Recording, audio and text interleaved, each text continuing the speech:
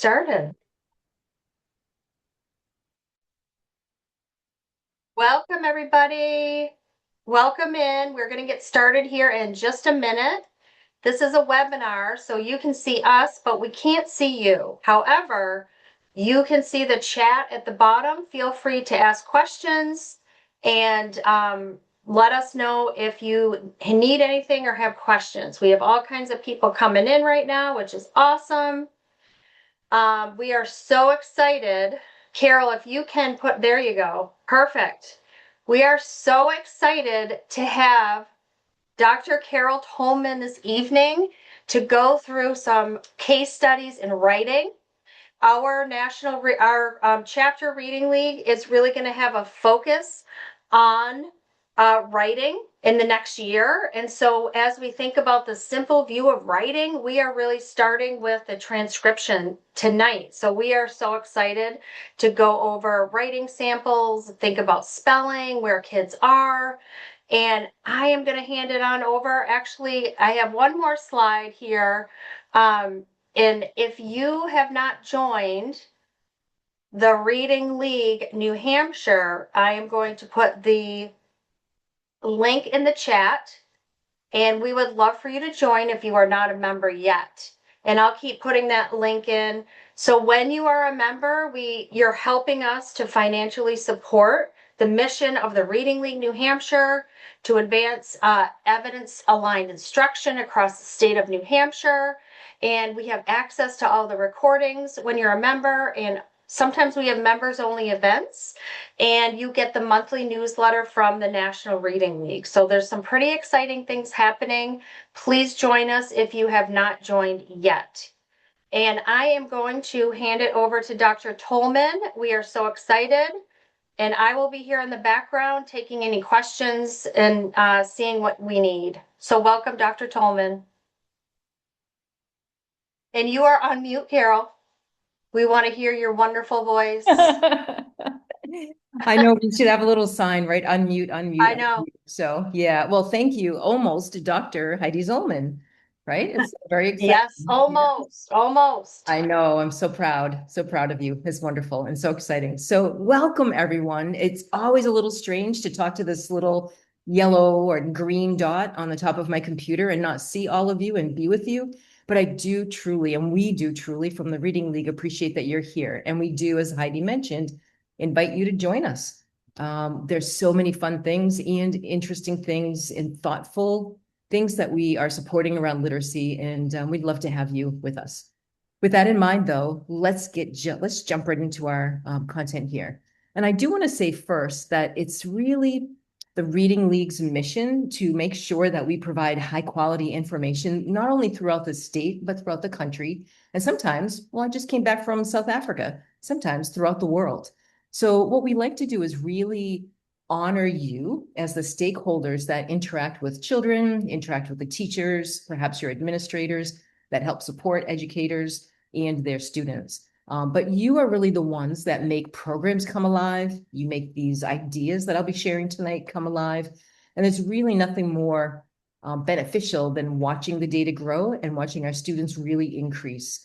Heidi's right in that we thought through and listened to many people who are asking for more support in writing, written expression. And one of the exciting pieces about that for us is that when you write well, you tend to be able to read well. But the converse is not true, is it? Right? If you read well, sometimes you don't spell and write very well.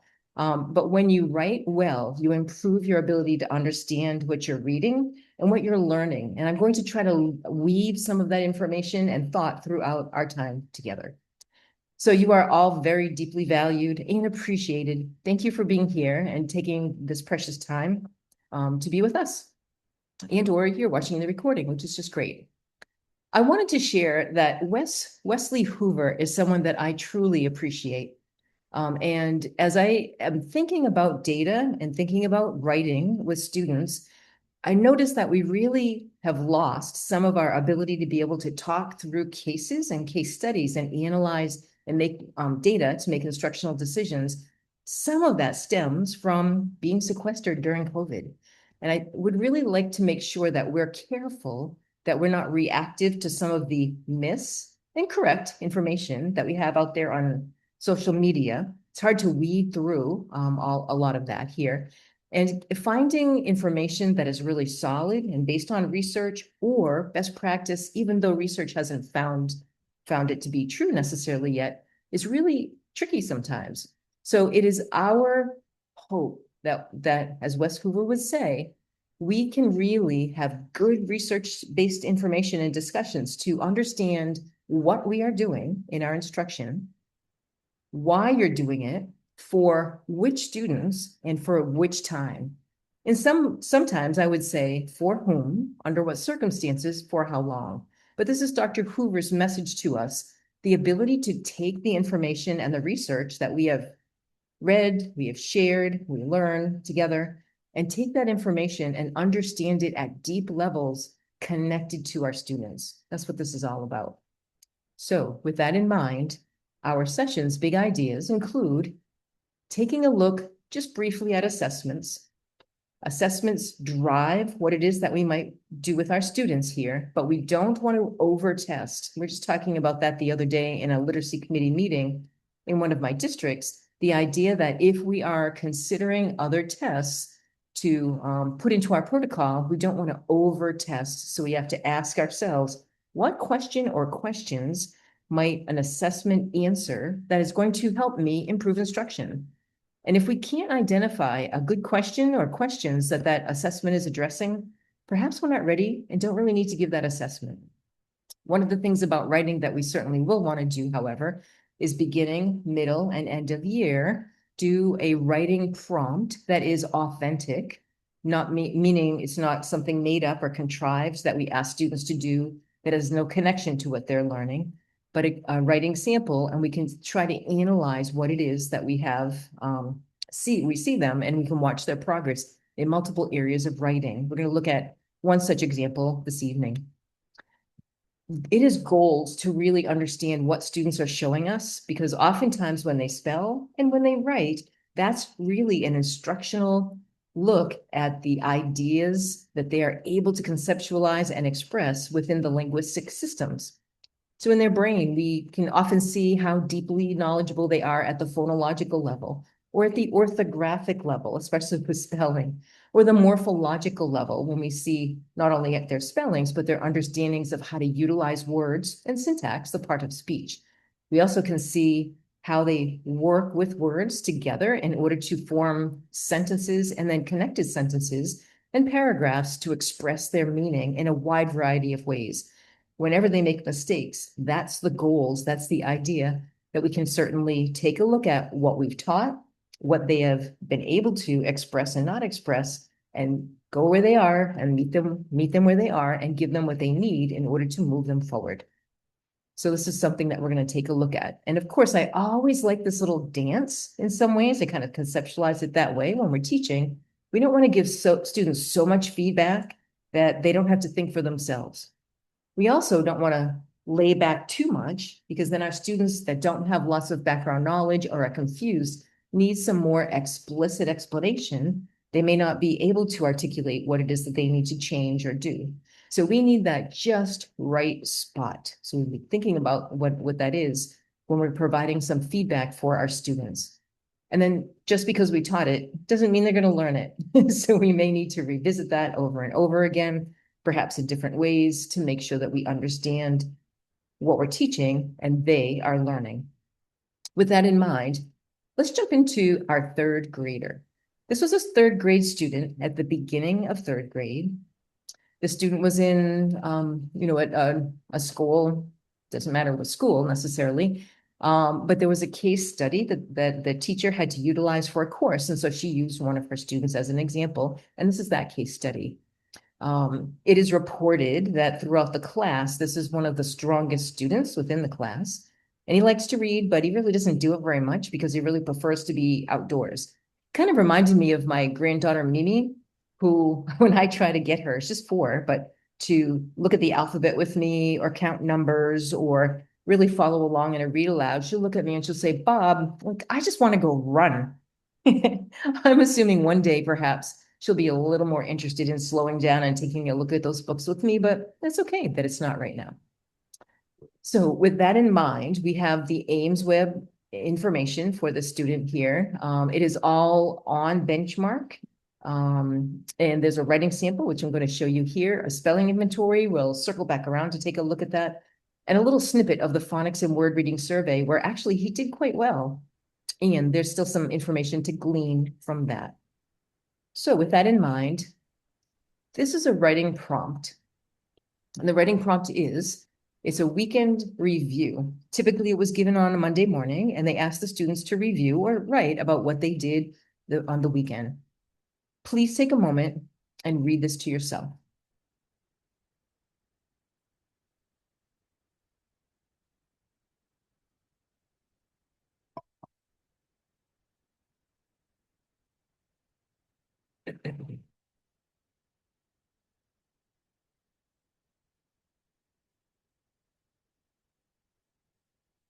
I think in order to translate that very last part, I think you have to know some of the more favorite TV shows. And I actually don't even have a TV, so I don't know what that is. But perhaps if you do, if you're familiar with that, have students that watch that. Oh, See Boys TV, Megan? I don't even know what that is. Is that a real thing? Hmm. Yeah, let me know if it is, or if maybe that's just what you're seeing here.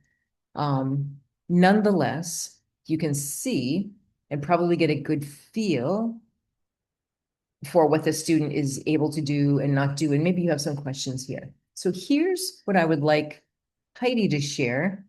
I'm not sure if you've shared that yet quite, Heidi, but many of us rely on and so appreciate Patton. Maybe members of Patton are even in this group today.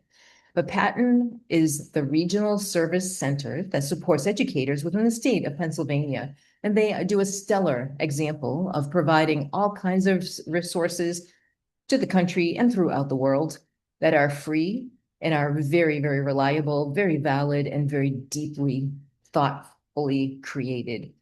This writing scope and sequence was created by a large cadre of people that work at Patton, along with Dr. William Van Cleve, who in his memory, we often are thoughtful of the great work that he did in supporting writing, along with his mentor, Diana Hansberry King. So this is a writing scope and sequence. It's an example, and I want to say that there's no one perfect scope and sequence, but it is a scope and sequence that we can utilize to consider both where students start. So this is beginning when they're introduced to an aspect or aspects of writing.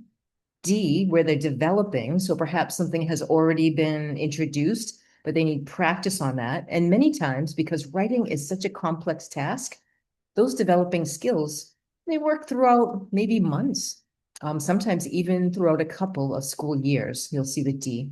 And then instead of mastery, they chose to use S, which means that that skill is secure, but it really does mean that it's mastered. In addition, when we think about the simple view of reading, we have word recognition and language comprehension. We also consider the simple view of writing, where there's micro skills. Those are the foundational lower level skills, and macro skills. Those are the upper level skills, such as keeping the audience in mind, the bigger overarching organization, whether the ideas flow, and if you are writing for a particular purpose, if you keep that in your mind as you're writing. So this link is there. You have this scope and sequence in the chat. I would suggest that you download that. It is best actually in color, because when you have that in color, what's really helpful is you can take a look at, and I can make this larger and pull it over. You can take a look at where students begin, develop, and then end certain skills. It's extremely helpful to do that. Okay. I'm assuming we can see that right here over my slideshow. Okay. Yep, and there's several pages to this here, pages 1 of 4. What I also appreciate, which I'm sure you notice, is this is a scope and sequence K-12. And I know currently many people are utilizing and supporting oh goodness, well, think SRSD now, developing writers. Releasing writers. Thank you, Heidi. Releasing writers, I yes. just needed to see you to get that correct. That's right. I'm changing over my phonological form and title of that. It's taking me a little bit, releasing writers. But I'm often thoughtful of the idea that it's a system that we can put in place to overlay on any type of program or approach you're utilizing, but it also has scope and sequence supports for K-12, which is wonderful if you're thoughtful about being maybe a fifth grade teacher or an eighth grade teacher, and you're hoping and needing your students to come with some pre-skills so that you're able to teach the content within your grade level. So you want to know the vertical alignment of how your district or your school or your grade level is actually teaching all of these skills, whether they're represented, and if they are, where are they represented? And if they're not, perhaps considering putting those in. Okay, so I'll minimize that now so we can go back to our PowerPoint, but now let's be thoughtful of that suggested scope and sequence. Remember, it's not a research-based type of an idea. It's something that we want to consider so that we can make sure we're teaching easier to more complex skills. But let's take a look for just a moment at what you might notice with those foundational skills based on the student's example, writing sample here. So with handwriting, and one of the things that sometimes when I do this with teacher groups, we often want to protect the student, if you will, and be gentle on the scoring. But I'm going to say I would err on the side of caution and actually be pretty critical, because all it does is it highlights an area or areas within writing that might need to be addressed. If you got it wrong and you scored something a little bit too low, and all that would happen is you sit with them and you start to reteach and they pick it up really easily, and then you're like, oh, okay, so we didn't need to do that very long, and it's all good. But if we score too easily, what might end up happening is we might miss a couple of foundational skills, which will then hamper their writing throughout the grade levels. So when I look at this, I often think about the handwriting needing to be well formed. And I think this is also tricky. I'm not sure how you feel about a third grader writing in with just this single line here. He might have benefited from slightly more supportive paper at this point, but I'm noticing, and I would suggest that perhaps there's some support and improvement that could be used with letter formation. I'm looking at how they stay on the lines, or sometimes go a little lower, or sometimes kind of float, and also are crowded occasionally. When I think about the spelling here, the spelling looks really solid, and except for a couple of things at the very end with washed. And I want to mention, though, that this is really tricky because the words that he chooses aren't really very advanced. So that's one thing to consider. And I'm also thoughtful of the idea that the sentence stem, my weekend review, was written on the board. So those words were already provided for him. So that was something that he did not have to know. So spelling, although it is interesting, it's of interest for us to take a look at spelling errors within a written sample, the true test of whether or not a student can spell certain patterns is to take it out of context and call words that go from easier to more difficult. And we did just that. In a little bit, we'll take a look at his results. For spacing, I would say, just like with letter formation, I would really like this. I see, to be a lot neater, and I would want him to practice a bit more with some of the forms of the letters. And I noticed things like around and I a little bit in that second line, too crowded together, right in here. Or when he says the woods, period, I watched in that fourth line, also maybe putting a finger space in there and reminding him if that would be helpful as well. For punctuation, the punctuation looks okay overall, except that, let's see, yeah, there are lots of periods, and that's a good thing. Yeah, and we would want some more variety and with commas and different types of sentences, of course, that would require different punctuation. So it was something that I wanted to attend to slightly, but he is using some of that.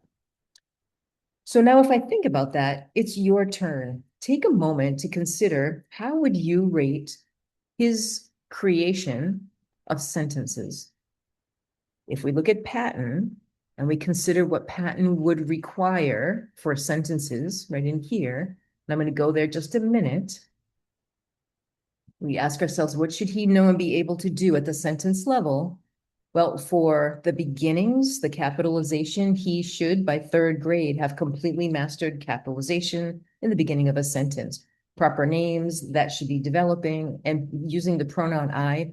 Well, he has that down, Pat. We might want to talk about, of course, using more variety with that, but it's secured in third grade. There's an instance here, I went into the woods to go find golf balls, and the apostrophe for possesses is used where it doesn't really need to be used there. It should be developing in third grade. And then the end punctuation, we'll notice that it should be secure with a period in third grade and developing with exclamation points and question marks.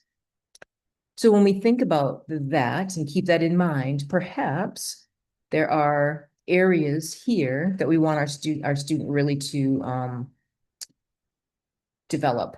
So if I'm thinking of the sentence level, my weekend review, I biked around, I relaxed, I played golf, I practiced golf, I went in the woods, I can see, right? And here, I'm sure what you were thinking about the sentence structure. So if we think about the types of sentences, there can be, there can be a lot more creativity and variety with words, and the use of the pronoun I can be substituted in with other words here. So then I went to the section on simple, compound, and complex sentences because I was wondering about that, and I'm sure you were as well. What should we ask our students to know and be able to do? What do we do for instruction? And by third grade, well, these are simple sentences, but they're super simple sentences. But by third grade, they should be secure with a simple and working on a compound sentence.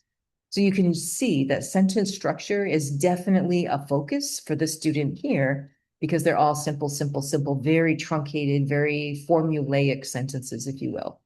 Right. And that tells us, of course, that we would benefit and he would benefit from improving his sentence structure. So when we think of something like this, I thought of Bruce Sadler's really solid research with sentence combining. So when we think about sentence combining, Dr. Sadler at Harvard University for many years actually found that there was a large effect size when we helped students combine sentences, and he actually provided gradual releases of scaffolded support to help students create more succinct and fulfilling sentences and varieties of sentences here. So it could be, this was a perfect example, writing sample to do something with this type of an idea.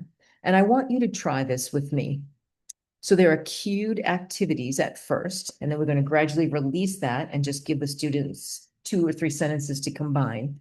But this cued activity underlines a word that you want them to be sure to utilize in the combined sentence. So it said here, I biked around, I relaxed. So please take a moment, and I'd like you to put it in the chat. If you were to combine those 2 words using relaxed in there, what would the combined sentence sound like? What would you create? So go ahead and type that right in the chat.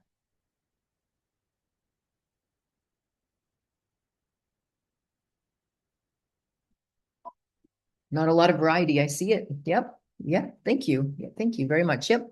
So I biked around and relaxed. Now I noticed that you didn't write I relaxed and biked around, right? So I think the assumption is and would be, right? And thank you for your examples here that you biked around, and as a result of biking, you became relaxed, right? That's sort of the assumption, the meaning behind all of that. The student also practiced golf, and he also got better at golf. So we could ask him to combine those 2, and another initial support to provide with sentence combining would to be giving them actually the conjunction. So in this case, we're using a subordinating conjunction, which is a more advanced type of sentence, but students do a nice job with because. So I practiced golf, I got better at golf, and the connector is because. Please take a moment and just type in the chat. What would that one sentence be, combining the 2 with because? There you go. Yep. I got better at golf, I practiced golf. Oop, there we go. I got better at golf because I practiced. Yep, there you go. Okay, and I think pretty much everybody has that same form. There's also, though, a little bit of variety that we could utilize in here. Because I practiced, I got better at golf. So actually, you're taking the main who or what, and you're moving it over here, and you're putting the dependent clause, because I practiced, I got better at golf. Now, that's pretty complex when we're not expecting our third graders to master complex sentence structures, but it's an easy structure when you're doing sentence combining to show students how to just take chunks of those sentences and move them around right in there. Our brains are sensitive to the subject, the who or what, and the do up front first. This is Cheryl Scott's research. So it is why we all probably wrote, I got better at golf, right? But we could say, because I practiced, I got better at golf. We could also say, because I practiced, got better at golf. Now, what's a little trickier about that one is we split the who or what, the I, from the do. Got what? Got better, right? But it's still a very acceptable sentence that keeps or maintains the information and the meaning that we're deriving from combining those sentences together here.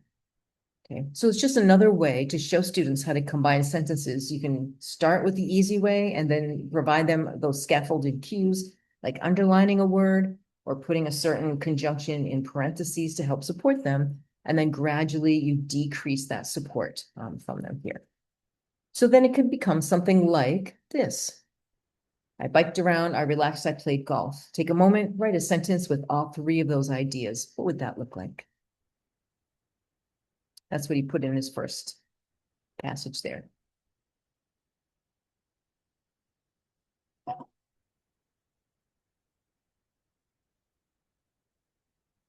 I biked around, I relaxed, I played golf.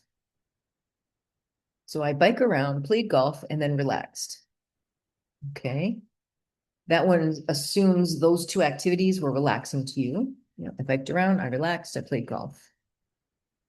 Okay. We'd actually have to query the author, right? This young third grader, beginning third grader, to see, well, was it the biking that relaxed him? Was golf relaxing also? So where should that relax be? Because he put them in this order: biking, relax, golf, right? Yeah. So we would just take a look at asking for clarity with that. And many of you combine them in slightly different ways. They mean a little bit different. They have slightly different meanings by just assuming different positions with some of these words. I biked around, relaxed, and played golf. That's literally the order in which he put that. I relaxed, played golf, and biked around. I wonder if that's the order in which he did those, if that's the meaning that he, suggested, or if he meant something different. Or I played golf, biked around, and relaxed. Some of us had that. You can also say, I biked around, played golf, and relaxed. You can change the order. Golf first, bike next, bike first, golf next. And then I relaxed, biked around, played golf. And because the relaxing could be the cause and effect, it could be the effect, and the cause of relaxing would be because you get a lot of energy out from biking or from playing your golf. You would have to clarify that, because these are slightly different meanings in all of these sentences, although we still have each of the three smaller truncated sentences represented within that combined form right in here. Okay. Then also, you could say, I relaxed, then played golf and biked around. Now we're adding a little bit more. Or after I played golf and biked around, I relaxed. So now we can play around a little bit with the meaning right in here. And it's talking about time, order, and cause and effect right in here. Or you could say before, if this is true, before I relaxed, I biked around and played golf. I relaxed because I biked around and played golf. So now we're talking about cause and effect, but we would really need to understand what the student and the author was experiencing and trying to communicate with his writing here in order to make sure that we're accurately capturing his ideas. So this is Bruce Sadler's work, and again, go from more scaffolded to less scaffolded, and connecting that with information from students' content, from the content and the curriculum is a stellar way in which to really work through this information and knowledge. One of the things that I want to consider is the idea that our prompt, my weekend review, while it was helpful on a social emotional level in order to have children share with each other what they did over the weekend and kind of talk about their experiences, often we want to use writing in order to improve our reading comprehension. So a robust prompt would really connect what it is that we're trying to learn, even across the curricula, for our students. And that's what I want to talk about right here. So how can we really enhance what we get from students' writing instruction and their production here by adjusting the prompt, right? So we want to be sure that they're writing about what they learn. And while narrative writing is an important concept that we want to be sure that we're introducing, expository text gives you a bigger bang for your buck, if you will. The text structure is tighter, the vocabulary that you would utilize and the formula of the main idea, the extending sentence, the detail summary sentence, and a nice tight paragraph. That's very formulaic, and you can work that through when you're writing about what you are reading and what you're learning right in here. So, for instance, one of my second graders in their state standards had to learn about weather patterns. They were also reading a narrative text about some characters that had to take care of each other. One in particular, one character was a little different from everyone else. And because of that, he was shunned for a bit, but then one of the townspeople befriended him. And a big storm occurred, of course, because there's a problem, and the problem had to be solved within this narrative text structure. And that storm came, and that was serendipitous because they were also learning about weather patterns and storms. So I took that idea of describing the person who was a little different with the vocabulary, and then took the idea of the weather patterns and combined those together, and then actually co-authored it with ChatGPT. So here we go. I asked them to create a read aloud for about the second grade, an expository passage that would have supported the narrative passage that I had introduced. They had introduced. We were looking for simple sentence structure because I wanted supportive materials that would talk about the content, but also have those truncated simple sentences so I could do a sentence combining activity, much like we just did with that young boy's writing sample. I wanted them to use the words humongous, mammoth, enormous, huge, and those were about storms, right? Although in the narrative text, those were words that were utilized for the character that was a little bit different from others within the story. So this is exactly what got spit out. Here it is. Here's the story. So storms are powerful. And I think it's really kind of fun or serendipitous too, because it's storming all around me as we speak.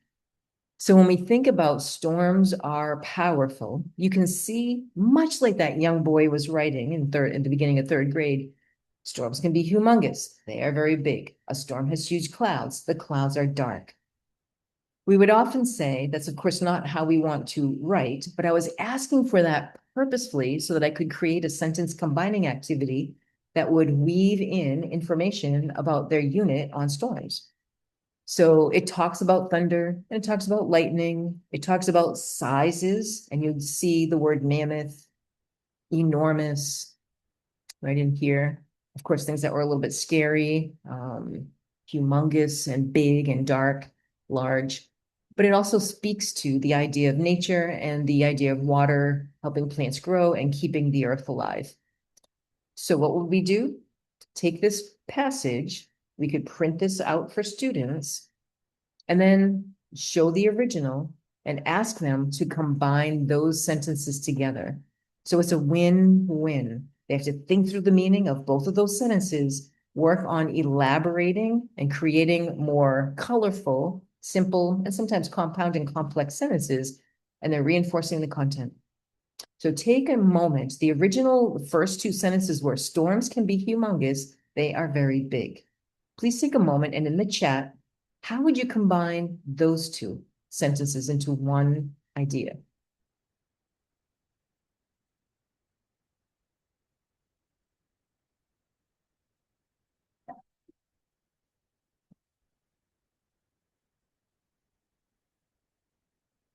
You go right ahead and put them in the chat.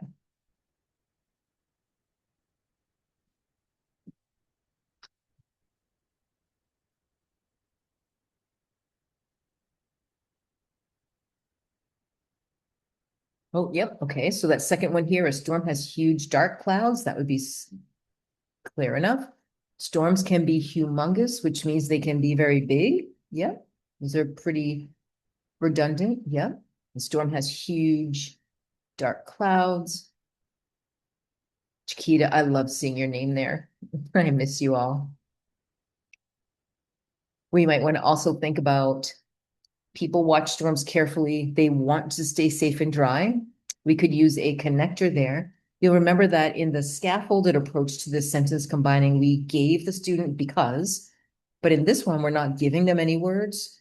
So being able to help choose combining forms is very helpful for a while, but then think about students being able to be independent. And so you can weed that out and make sure that they are working by putting their own connecting conjunctions in there. So it could have been something like storms can be big, humongous events. And now we have two adjectives, and big is helping the student remind them that the word humongous does mean exceptionally large. Many of you wrote a storm has huge, comma, dark clouds. So now we have two adjectives there, right there, both large and dark, as ominous. Now we're talking about wind, and I played around with that one a little bit. Of course, the wind, which can push trees, blows very fast. We could have done that. Or the fast wind can push trees. I was thinking about how the wind blows very fast, the fast wind, and it can push trees.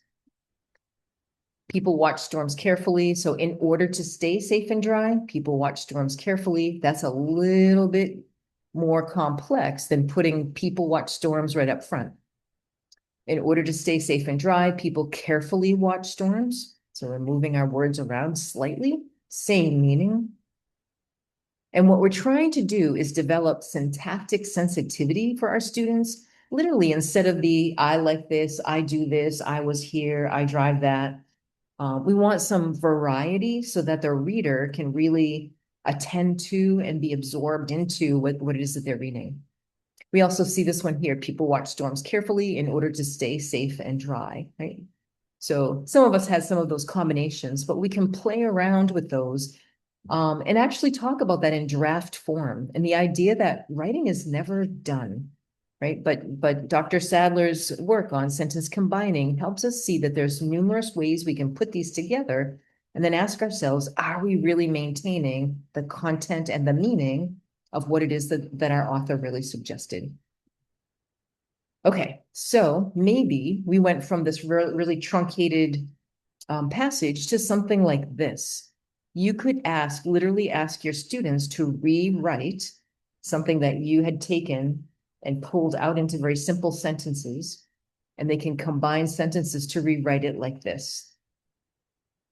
So all of these are some form of the combined sentences that you created or that I had created up here. And this one's a lot more engaging, a lot more, of course, informative, something that provides variety with the syntax in here. It's much more pleasurable, of course, to read this than it is the truncated, very short one.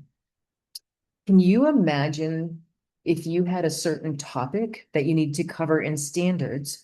I could envision that you would take that and you could download that into ChatGPT and ask them to adjust it.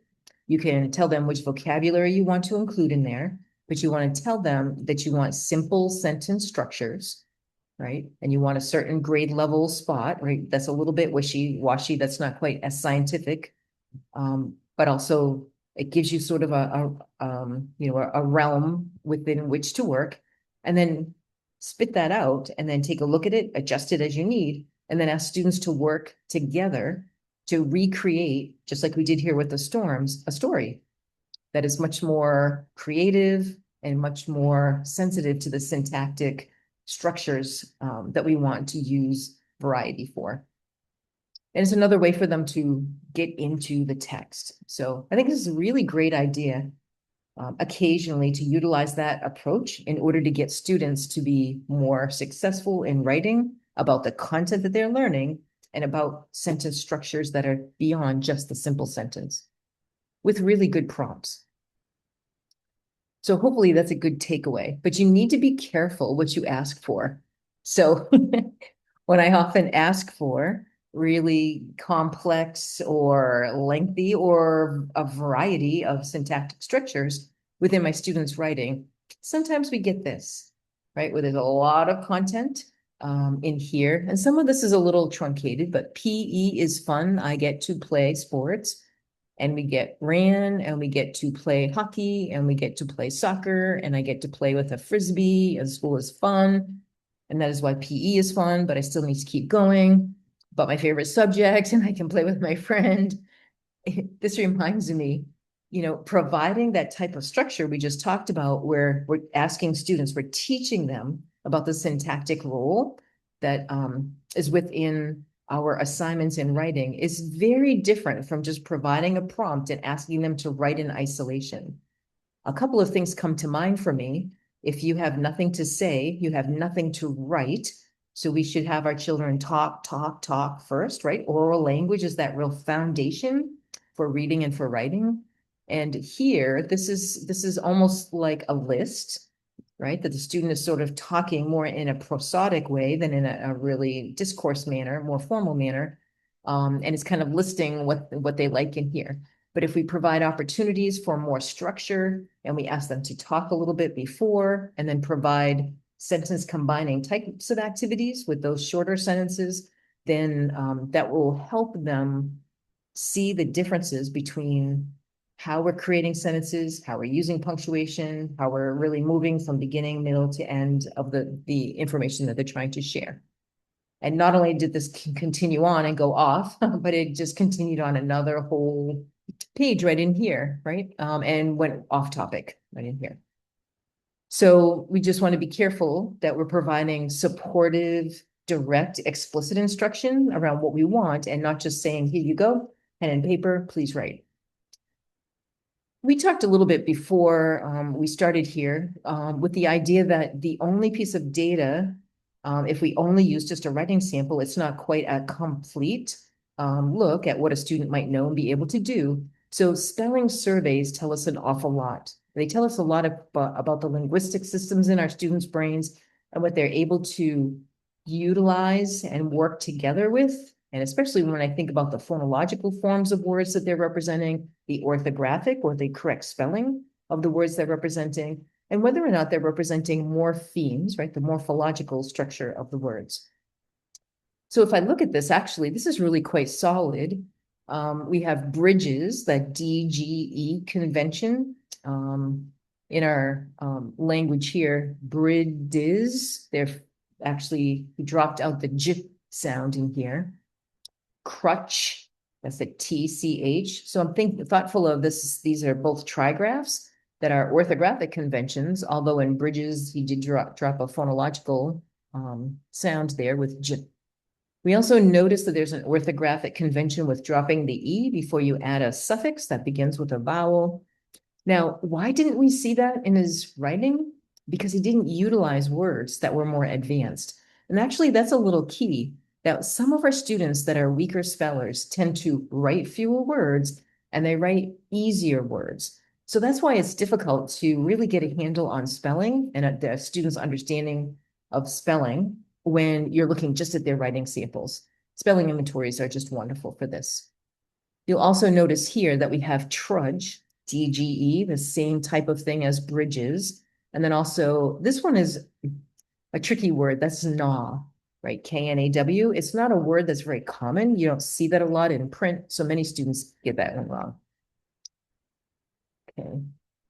So these weren't identified. Things like babies with the plural of babies, drop the Y, add an IES, fewer, being able to use that EW vowel team here, radar, right? Having the wrong AR, OR, ER, UR IR, the ending here in this word, because the sound is dropped out, is a little bit empty, is that schwa kind of sound.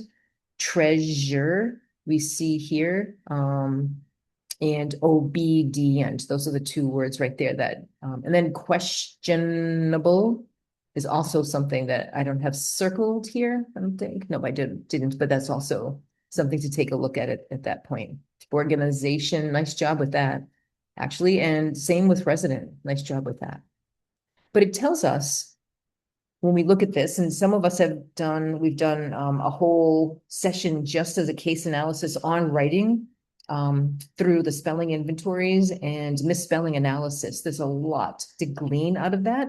So you can see in our archives, YouTube, Reading League New Hampshire chapters, that we have some information there already, a full hour on analyzing spelling. But it would be remiss for me not to mention the idea for this one student that the writing sample was one piece and that helped us with syntax. This piece here in particular helps us with the phonology, the orthography, and the morphology of how these misspellings inform what's needed for instruction.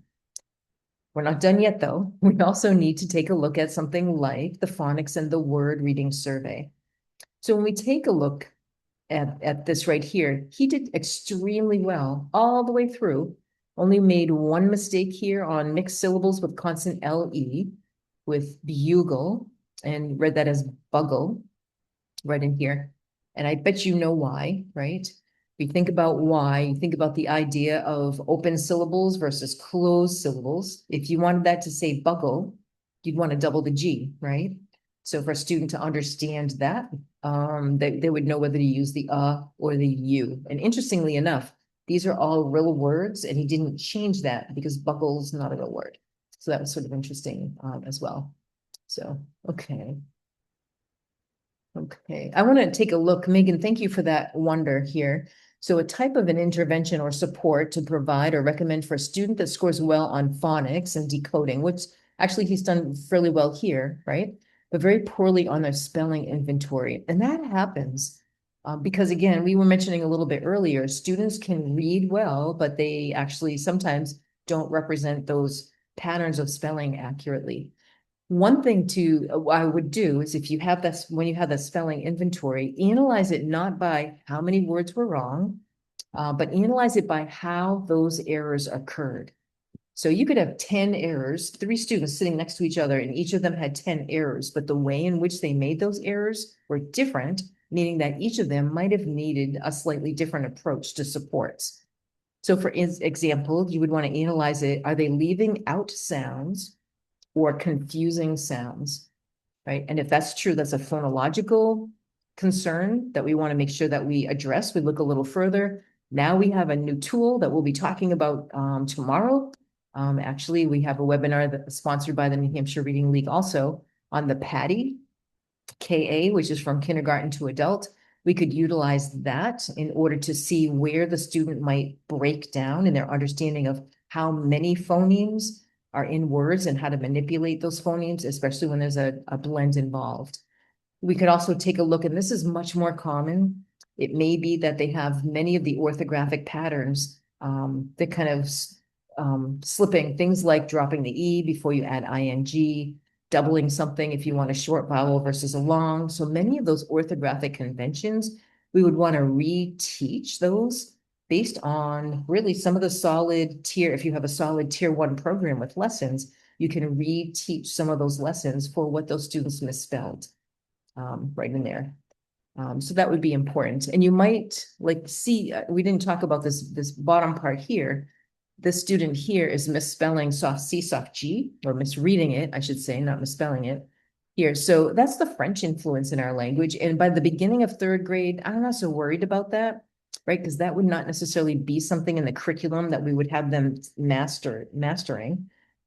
We might have introduced it, maybe, or perhaps during 3rd grade. But what you want to be sure is when you have taught something and you expect them to know and be able to do something in that spelling piece, that you then go back and you teach, that.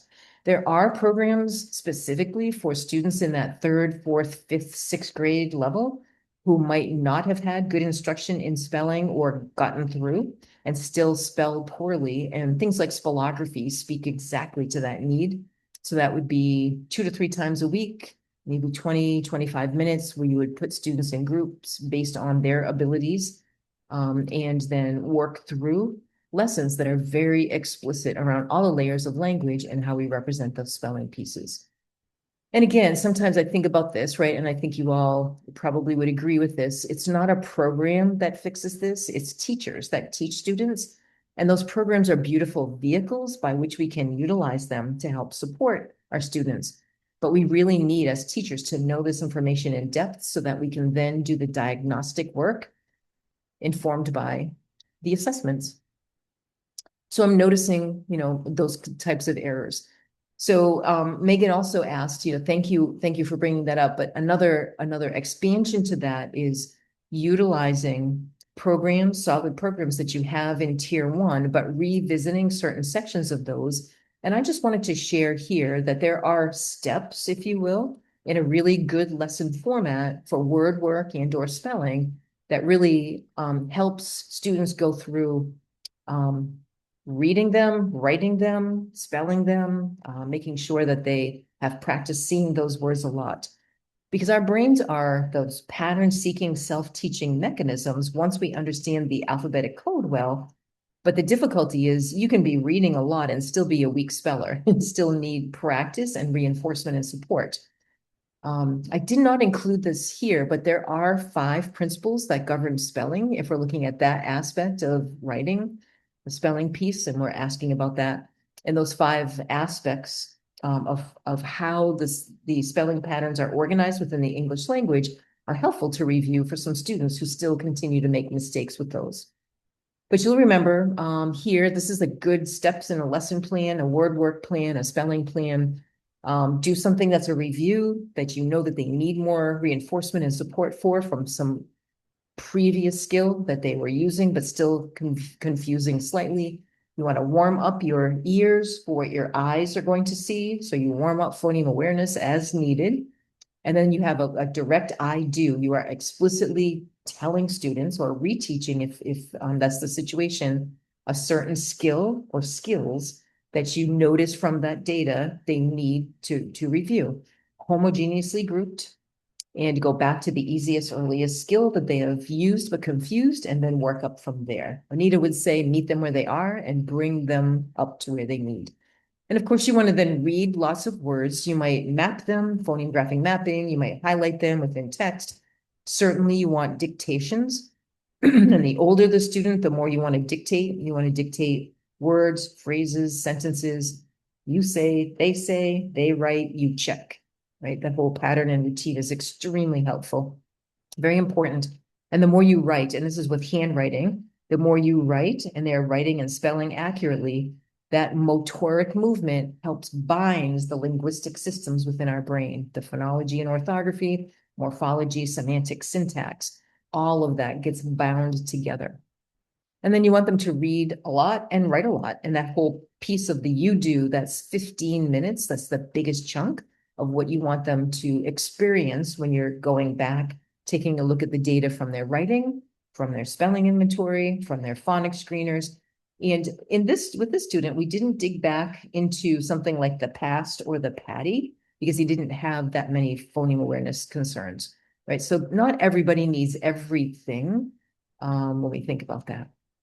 I did want to share one more another idea before we finish our time together, is that when we're thinking about coaching or leading teams, there are great questions that we can lead our teachers in as a facilitator or a moderator within a data meeting. So this is a little small, but you'll have you'll have the PowerPoints, you'll see this in the recording, and hopefully you can see this as well here right now. But these are just talking about if you had a chunk of time and you were working in a data meeting, what could you do in order to make this the most efficient, effective discussion possible? One of the things we're really good at, and I just had this conversation a couple days ago, is we like to talk about data. But we really need to move beyond the conversation to get to, well, wait a minute, what are we going to do about it? And one of my favorite things is to be able to talk about the data, make a plan, get the student in, right? Depending on the student and whether or not this is appropriate. And then have everyone watch while we then teach what we thought the student needed, watch how they're responding. And then when the student leaves, then discuss how did that work? Do we need to adjust anything differently? You can do that whole group, you can do that small group, you can do that individually and based on data, of course. So you don't want to, we just don't want to talk about and admire the data. Of course, we want to be sure we're doing something with it. And that's something that's really extremely important there.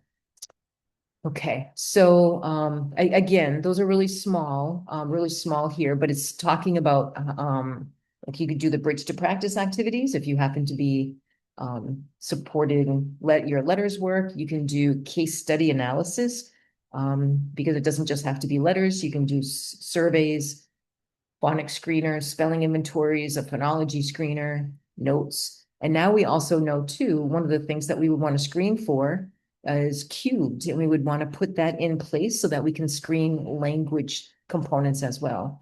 That happens specifically when students are a little older.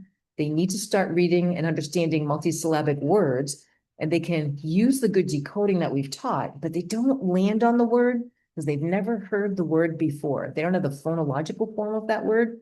So if we're asking them to read something that they don't know anything about and haven't understood that word, the language hampers them. So our ability to utilize the phonics and the good encoding and decoding skills that we teach our students is always capped by the ability of them to be able to think through what those words mean and how they should sound. So with that in mind, I want to circle back around with 4 minutes left here. Our big ideas were thinking about assessments and using the assessments to drive our instruction. You have a writing sample. We took a look at that writing sample and it really spoke to sentence combining and syntax, right? Along with some other pieces like letter formation and some very brief pieces on spelling. If you have an assessment and you're not sure what that assessment tells you and it's not helpful, don't give it. Those errors are instructional goals because they're telling us where we need to go back to the easiest, earliest skills that they're using but confusing. And I'm hopeful that the Pattan scope and sequence for writing might be a helpful document for you to be thoughtful of whether or not you are representing all those skills from K through 12 in instruction and whether or not you're making sure that you teach those in that order. The feedback should be just carefully structured, not too much, not too little. Let our students do the cognitive work. It's called a warm demander, right? We're demanding them to really engage, but in a very supportive, warm, safe way. And just because we taught something doesn't mean they know it. So we want to be sure that we test, give them plenty of opportunities to practice and reply to us so we know whether or not they understood what it is that we're attempting to teach. So with all that in mind, what will you do perhaps differently based on some of our discussions for today, right? Just want us to be thoughtful about and maybe take some notes on how you might adjust your instruction, what this might have validated, the great instruction that you're already utilizing, what you see in your students' writing from beginning, middle to the end of the year, and what you're utilizing for direct instruction. What are you teaching and when? And what is already based on solid research that has given you really great results that you want to be sure that you keep, and then what you need to add or adjust or take out in order to get our students to be as explicit as they can be and as solid as they can be with writers. Of course, I'd love to say that our end goal is to get our children to be really independent, excited readers and writers. And this is, I love this picture because this is my Ava, who actually now is in 2nd grade. But here we are at the beach and she's under her little umbrella and she brought her chapter books and she's reading her chapter books and then later writing stories about her chapter books because she just loves to read and just loves to write because she has very explicit instruction in her school and she's doing a great job because of that. So the teachers are doing a nice job. So yes, of course. Yep. I'm happy to get a copy of that table with the leadership slide in it. Yep. And we will post that with our recording. Heidi, you help me out because Absolutely. Yeah, we'll I, post the recording. I'll send it to everyone who's registered and then we'll put it on our Facebook page and we will put it on the New Hampshire Reading League YouTube. So we'll have all of those resources for you. Great. Thank you. Thank you. We have another exciting opportunity to offer, right? So tomorrow night, I will put this in the chat again. Mhm. Tomorrow night we have the Patty. Carol, do you want to talk just a minute about that? Because Carol will be with us again tomorrow evening. I will. Yeah, just to say that the Patty is a phoneme awareness informal diagnostic that was created by a group of people who got together and saw a need and made it happen. And it's free and open domain for everyone to utilize. And this session, sponsored by the New Hampshire Reading League, will go into great detail about why it was created, how it was created, how you administer it, and then I'll be doing that little section on, of course, instructional implications. Now you see the results. What do you do about that? And what does it mean for instruction? So I'm really excited. I'm glad and appreciative that you all joined us here this evening. And I hope we get to see you again for the Patty opportunity. Thank you so much, Dr. Tolman. We are so appreciative of everything you do, and I cannot say enough how much I love to listen and learn from you. So Oh, much love. thank you. Right All back at right. you, Heidi. Thank you so much. Thank you. And thank you, everybody. It's so Goodbye, wonderful to see all everyone. your names. Yeah. I miss Have you all. Look at this. I Oh. know. I love hearing these. Yeah, tell us where you're from. I didn't do that at the beginning, so thank you, thank you. And Oh. yes, we are getting a storm here in New Hampshire. I can feel the humidity. It's Woo! wild. It is wild. Yep, we are. It's a humongous storm, a gigantic storm, It's, a huge with dark cloud storm. it is true. It is true. It was about 90 something degrees today, and then we have storms in the evening. So, Oh, yeah. Well, thank you all for taking the time to spend with us. Claudia, my love to you. All right. oh, Thank you, Heidi. thank you, everyone. All Have a right. wonderful evening. Yay.